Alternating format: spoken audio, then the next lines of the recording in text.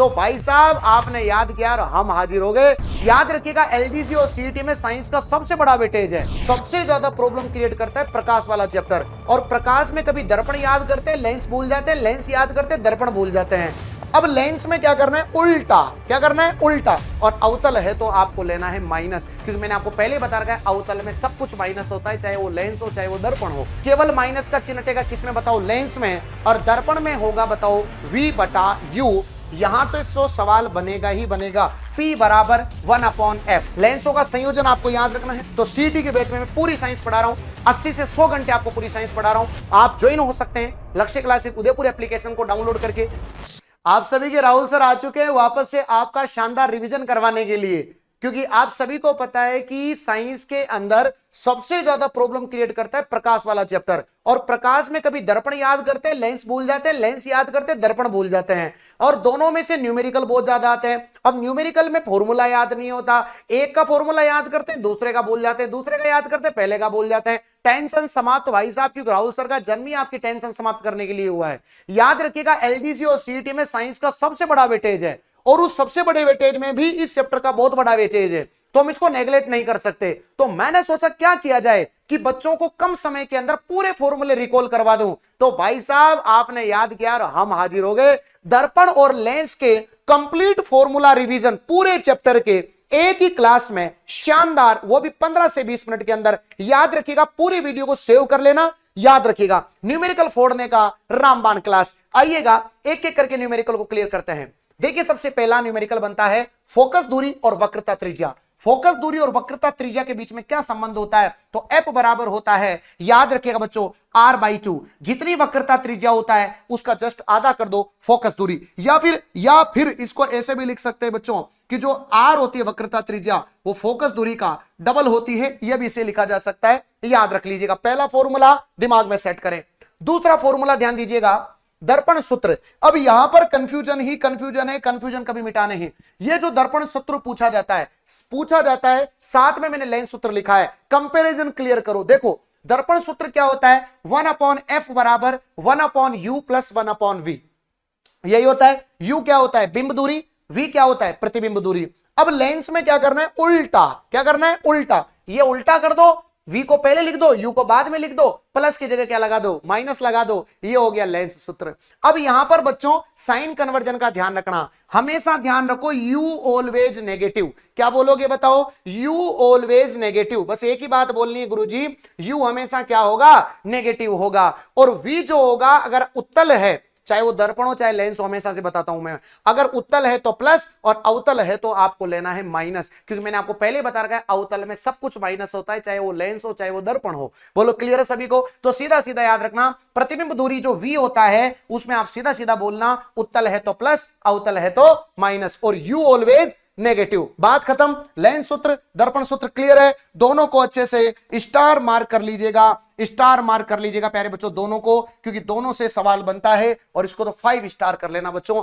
Important है, paper में छपता है। आइएगा अगला पोर्शन बच्चों, तीसरा आपका फॉर्मूला आता है, 3 फॉर्मूले हो गए। अगला देखिए बच्चों, अगला आपका फॉर्मूला आता है रेखीय आवर्धन। सवाल आता है इसका, इसको बोलते हैं कोई चीज कितनी बड़ी है, कोई चीज कितनी छोटी है, उसके लिए आता है स्मॉल m। ठीक है, ये क्या होता है, प्रतिबिंब की ऊंचाई बटा बिंब की ऊंचाई, प्रतिबिंब की ऊंचाई बटा बिंब की ऊंचाई। अब ध्यान से समझ लेना मेरी बात को, मैं क्या कहना चाह रहा हूं वो समझ लोगे तो आपको मजा आ जाएगा। देखो सुनना, अगर दर्पण की बात आए तो लिखना -v/u, और अगर लेंस की बात आए तो आपको लिखना है v/u। मतलब बस केवल माइनस का चिन्ह हट जाएगा, केवल माइनस का चिन्ह हटेगा किसमें बताओ, लेंस में। और दर्पण में होगा बताओ v/u, किसके साथ बताओ, माइनस के साथ। बात खत्म।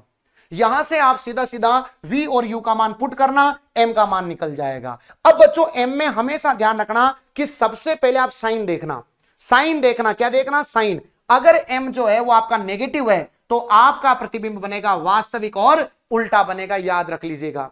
और अगर m का मान पॉजिटिव आ रहा है, पॉजिटिव आ रहा है, तो आपको प्रतिबिंब बनेगा आभासी और सीधा। जैसे सपोज दैट प्यारे बच्चों यहां पर +2 आ गया तो आपने देखा प्लस आ रहा है, और प्लस आने का मतलब आप बोलोगे आभासी और सीधा प्रतिबिंब बनेगा। और अगर माइनस आता तो वास्तविक और उल्टा बनेगा। फिर आपको देखना है वैल्यू, फिर चिन्ह नहीं देखना है, चिन्ह केवल इसके लिए देखना है, फिर वैल्यू देखना है। वैल्यू देखने के लिए आपको पता है हमेशा क्या लगाते हैं, अपन मोड लगाते हैं। वैल्यू देखना, चिन्ह मत देखना, पहले चिन्ह देखना, ये दोनों पता लगेगा, फिर वैल्यू देखना, इससे पता लगेगा अगर m का मान 1 से बड़ा है तो प्रतिबिंब बड़ा बनेगा, 1 से छोटा है छोटा बनेगा, और 1 के बराबर है तो वस्तु के बराबर बनेगा। जैसे मैं बोलूं आपसे कि अगर मान लो m बराबर हो गया -1, बोलो सही है, पहले पहले चिन्ह देखो, माइनस का मतलब हो गया आपका, माइनस का मतलब हो गया आपका वास्तविक और उल्टा, तो प्रतिबिंब कैसा बनेगा, वास्तविक बनेगा, उल्टा बनेगा। अब बड़ा छोटे के लिए आपको वैल्यू देखना पड़ेगा, वैल्यू क्या है बताओ, 1 है, और अगर 1 है तो बताओ वस्तु के कैसा बनेगा, बताओ बराबर बनेगा, m का मान 1 आ रहा है मतलब वस्तु के बराबर बनेगा, है ना। अब आप मुझे बताना अगर आपको चीज समझ में आ गई तो, कि अगर m का मान -1.5 है तो प्रतिबिंब कैसा बनेगा, कमेंट बॉक्स में बताना अगर आपको समझ में आ गया तो। और फॉर्मूला डायरेक्ट याद रखना, ये दर्पण का है और ये आपका लेंस का है, V और U पेपर में आपको मिलेगा।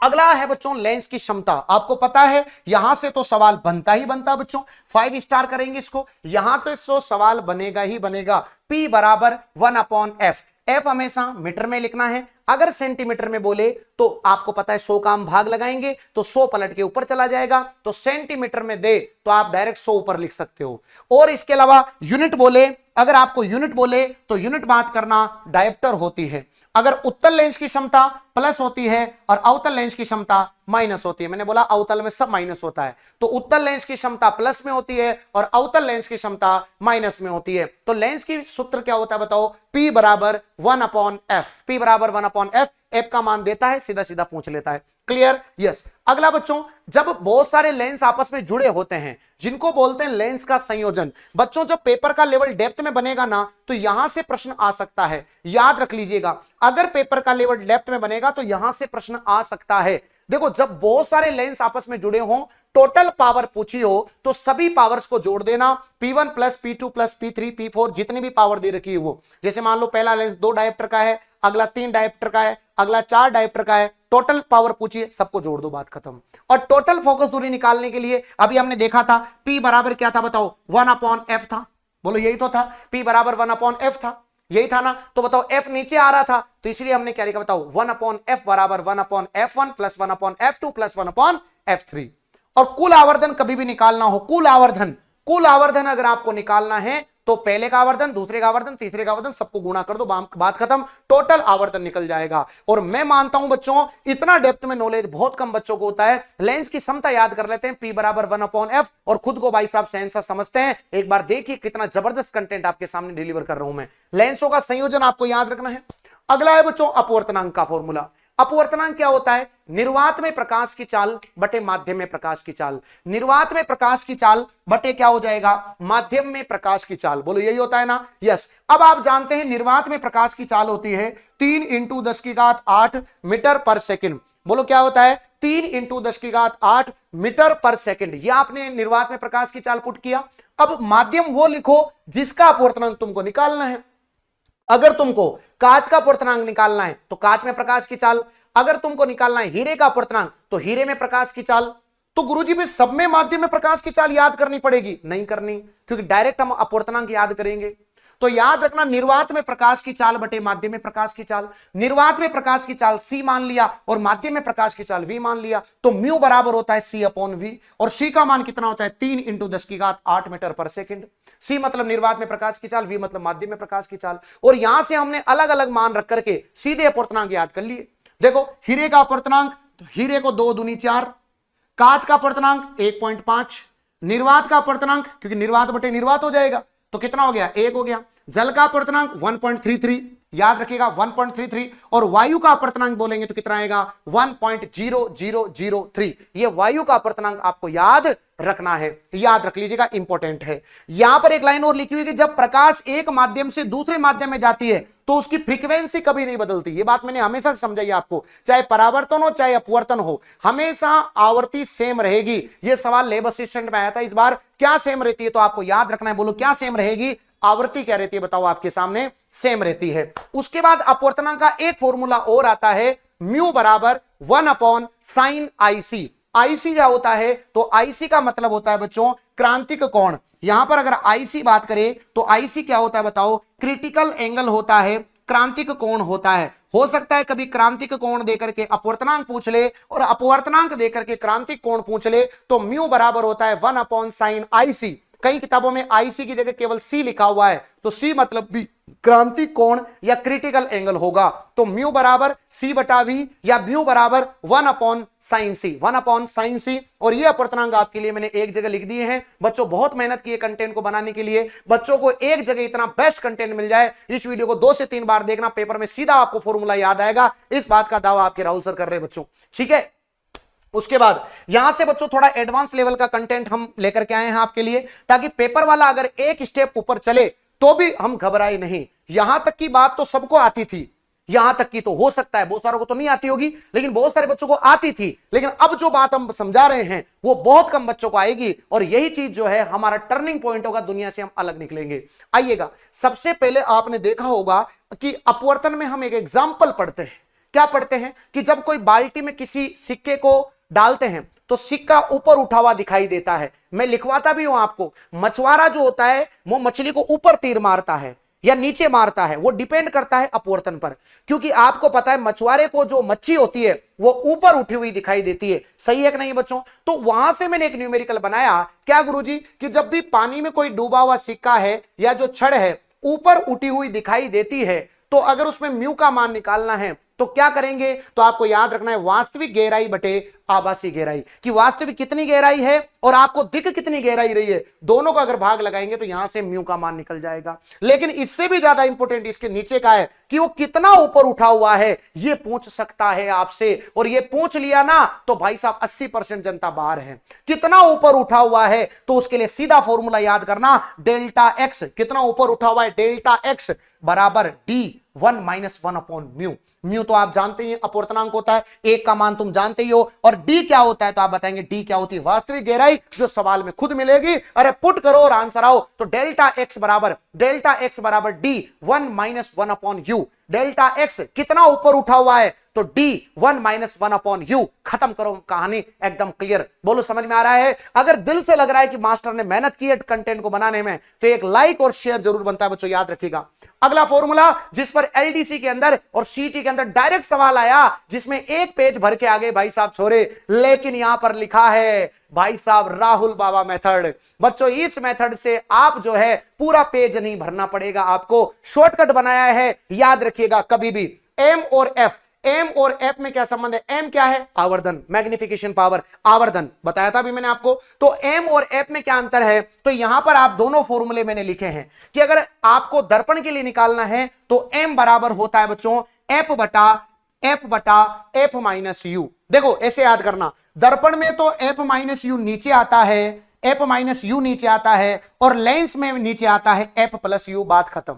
दर्पण में आता है एफ प्लस यू, लेंस में आता है एफ माइनस यू, ऊपर दोनों में एफ ही है, दर्पण में माइनस और लेंस में आ रहा है प्लस। यहां पर डायरेक्ट जो है, अब इसका फायदा क्या है, जैसे मान के चलो सपोज दैट आपको बिंब दूरी दे दी, आपको एफ का मान दे दिया, अब आप दर्पण सूत्र लगा करके पहले v निकालोगे और फिर v निकाल करके m निकालोगे। बोलो राइट की रॉन्ग। डायरेक्ट अगर हमको u और आपका f पता है जो कि सवाल में दिया है, डायरेक्ट पुट करना, आंसर आ जाएगा, खत्म मामला। बिना v निकाले आप आंसर प्राप्त करेंगे। That is method of Rahul Baba, याद रखिएगा सभी विद्यार्थी। सेम लेंस के अंदर भी है, अन्यथा तो आपको u मिलता है, f मिलता है, पहले आपको दर्पण सूत्र लगा करके v का मान निकालो, फिर m का मान निकालो, डायरेक्ट पुट कर दो। और अगर आपको u नहीं दे रखा हो, v दे रखा हो, तो फिर ये फॉर्मूला लगा देना, f माइनस v बटा f। समझ में आ गई, ये मैंने दर्पण के लिए, तो सीधा सीधा दर्पण के लिए क्या याद करोगे बताओ, नीचे क्या आएगा f माइनस यू, और लेंस में नीचे क्या आएगा f प्लस यू, बात खत्म, फिनिश हो गया मामला। बिना v निकाले आप आवर्धन क्षमता निकाल सकते हैं, और इस पे सवाल आया हुआ है, नोट कर लेना, इंपॉर्टेंट है बच्चों, ये समझ में आ गई। यस, अगला और लास्ट, ये तो भाई साहब पेपर में आ गया ना, तो भाई साहब गए काम से बच्चों, याद रख लीजिएगा, विस्थापन विधि। कौन सी विधि, विस्थापन विधि। अब बच्चों यहां पर विस्थापन विधि को बस केवल फॉर्मूला याद करना, इस लेवल का कंटेंट आ नहीं सकता, डायरेक्ट फॉर्मूला आपसे पूछेगा। ध्यान देना, दो पिनों के बीच की दूरी d है, दो पिन लगे हुए हैं, दोनों पिनों के बीच की दूरी कैपिटल डी है। यदि लेंस की दो स्थितियों के बीच की दूरी, लेंस की दो स्थितियां हैं और उनके बीच की दूरी डी है, तो अगर लेंस की फोकस दूरी निकालनी है तो एफ बराबर क्या होगा, डी स्क्वायर। डी स्क्वायर मतलब दोनों पेन के बीच की दूरी डी स्क्वायर, दोनों पिनों के बीच की दूरी डी स्क्वायर माइनस दोनों लेंस के स्थितियों के बीच की दूरी डी स्क्वायर बटा 4d। 4d ये बात आपको याद रखनी है। हो सकता है कि तुमसे डायरेक्ट यहां से क्या पूछ लिया जाए, फॉर्मूला पूछ लिया जाए। अगर फॉर्मूला नहीं आया तो ये स्टेटमेंट आपके पेपर में आ सकता है। नोट करना बच्चों, क्या कि याद रखना बच्चों कि जो आपके सामने दोनों पिनों के बीच की दूरी होगी, दोनों पिनों के बीच की दूरी होगी, वो फोकस दूरी के 4 गुना से ज्यादा या फिर उसके बराबर होगी। क्या बोलो बताओ फटाफट से, दोनों पिनों के बीच की जो दूरी होगी वो फोकस दूरी के 4 गुना के या तो ज्यादा होगी, जो डी का मान है वो 4f से, फोकस दूरी के 4 गुने से या तो डी का मान ज्यादा होगा या बराबर होगा। समझ में आ गई। और अगर ये दोनों बराबर हो गए, अगर ये दोनों बराबर हो गए, अगर ये दोनों बराबर हो गए तो जो प्रतिबिंब बनेगा वो वस्तु के आकार का बनेगा और कैसा बनेगा, वास्तविक बनेगा। क्योंकि आपको पता है अगर दोनों बराबर हो गए तो जो दोनों लेंस है वो एक ही जगह आ जाएंगे, एक ही जगह आ जाएंगे, मतलब डी का मान 0 हो जाएगा और जो प्रतिबिंब बनेगा वो वास्तविक बन जाएगा और वस्तु के आकार का बनेगा। कुल मिलाकर के कहानी में बस 3 बातें ध्यान रखो। पहली बात, ये फॉर्मूला पता होना चाहिए। सवाल डायरेक्ट बोलेगा कि उत्तल लेंस में इस तरीके से होता है। अगर मान के चलो, पहली बात ध्यान रखना चाहिए, डी का मान है, डी का मान है ये फोकस दूरी के 4 गुने से ज्यादा होगा या बराबर होगा। अगर ये बराबर होता है इसका मतलब दोनों लेंस एक ही जगह आ गए। यहां पर पुट कर दिया हमने डी बराबर 4f, और जैसे ही हमने यहां पर पुट किया तो यहां पर डी का मान 0 आ गया, डी का मान 0 आ गया, मतलब दोनों स्थितियों के बीच की दूरी डी हो गई, मतलब लेंस और दोनों लेंस एक ही जगह आ गए। इसका मतलब जो प्रतिबिंब है वो आपका वास्तविक बनेगा। बस इतनी सी कहानी आपको क्लियर याद रखनी है। अगर डेप्थ में सवाल पूछा तो, अरे गुरुजी सवाल भी लेके आया हूं भाई, टेंशन मत लेना, बाबा खड़े तुम्हारे सामने। देखो बच्चों, सवाल सीधा सीधा बोलेगा, अरे सीधा सीधा बोलेगा भाइयों, याद करो विस्थापन विधि। बोलो कौन सी विधि, विस्थापन विधि द्वारा उत्तल लेंस की फोकस दूरी ज्ञात करने के लिए वस्तु और स्क्रीन के बीच की न्यूनतम दूरी कितनी होनी चाहिए। तो वस्तु और स्क्रीन के बीच की दूरी कितनी होनी चाहिए, तो अभी थोड़ी देर पहले बताया कितनी होनी चाहिए, बताओ 4f होनी चाहिए। अगर 4f होगी तो प्रतिबिंब कैसा बनेगा, वास्तविक बनेगा। इसका मतलब आपके सामने जो दूरी होगी वो बताओ कितनी हो जाएगी, 4f हो जाएगी। मुझे विश्वास है कि आपको समझ में आया होगा। तो प्यारे बच्चों, हो सकता है डायरेक्ट स्टेटमेंट आ जाए, हो सकता है डायरेक्ट सूत्र आ जाए, हो सकता है कोई बात डायरेक्ट पूछ ली जाए, घबराना मत। और इस पे तो पूछ भी लिया गया है। इस फॉर्मूले की वैल्यू उसको पता लगेगी जिसने वास्तव में इतने बड़े बड़े डेरिवेशन किए हैं। अरे साइंस डरने का सब्जेक्ट नहीं है, साइंस पढ़ने का सब्जेक्ट है, डरना मत। आपको मेरे से पढ़ने को मिलेगा बहुत ही बेहतरीन लेवल पे। याद रखिएगा, इस फॉर्मूले में आपको U चाहिए, F चाहिए, डायरेक्ट M निकल जाएगा, V चाहिए, F चाहिए, डायरेक्ट आपका M निकल जाएगा, है ना। लेंस के लिए ये फॉर्मूला है, दर्पण के लिए नीचे माइनस आता है, इसमें लेंस के लिए प्लस आता है। तो ये आपको राहुल बाबा का मेथड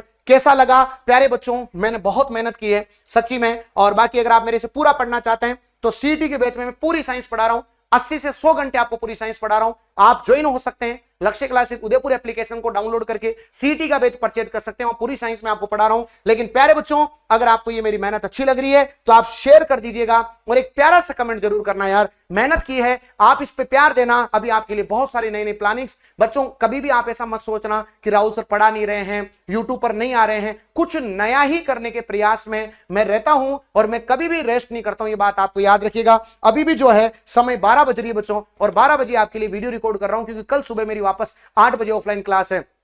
बच्चों आपके लिए मेहनत करता हूं और हमेशा ही करता रहूंगा। ना थके हैं पाऊं कभी, ना ही हिम्मत हारी है, देखे हैं दौर कहीं मैंने, आज भी संघर्ष जारी है। अगर आपको पसंद आया वीडियो तो एक लाइक करिएगा और एक प्यारा सा कमेंट जरूर करना और दूसरे विद्यार्थियों तक शेयर करना। धन्यवाद। जय हिंद, जय भारत।